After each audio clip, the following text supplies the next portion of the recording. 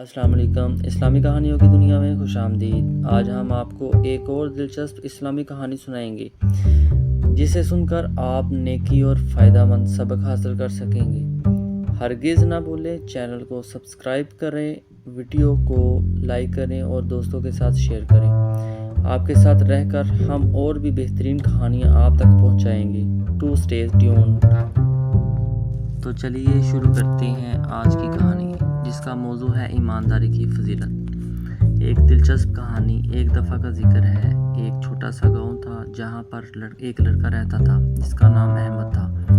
احمد بچپن سے ہی بہت ایماندار اور سچائی سے محبت کرنے والا تھا۔ ایک روز جب احمد اسکول سے گھر آیا، اس نے اپنے والد سے کہا، ابو آج ہمارے استاد نے ہمیں ایک عجیب سوال پوچھا۔ انہوں نے کہا، ایماندار رہنا کیوں ضروری ہے؟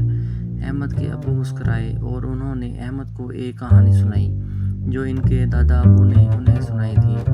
بہت سال پہلے احمد کے دادا ابو بھی ایک چھوٹے سے گاؤں میں رہتے تھے۔ ان کے گاؤں بہت سکھ چین اور دوستی سے رہنے والا تھا۔ ایک دن گاؤں میں ایک اجنبی آیا اور گاؤں والوں نے اسے خوش آمدید کہا۔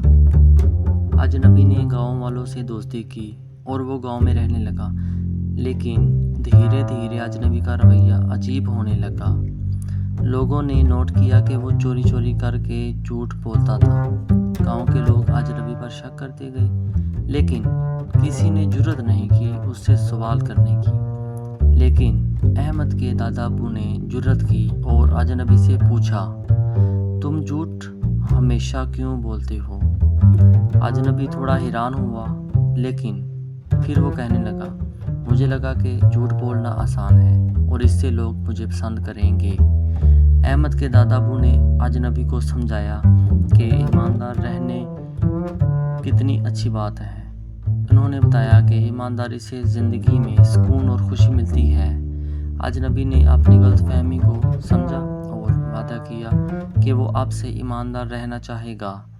اس کہانی سے احمد نے سمجھا کہ ایمانداری کی فضیلت کتنی عظیم ہے۔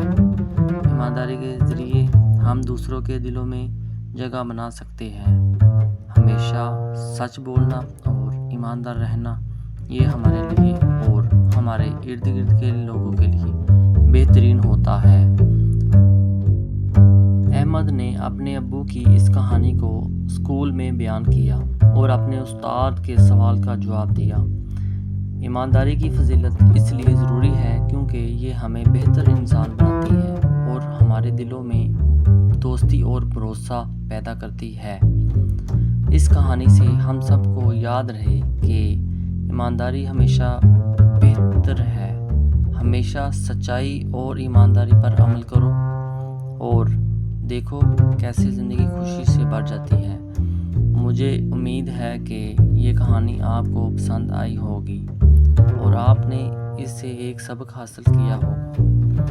اگر آپ کو یہ ویڈیو پسند آئی ہو تو لائک کریں اور اپنے دوستوں کے ساتھ شیئر کریں۔ شکریہ۔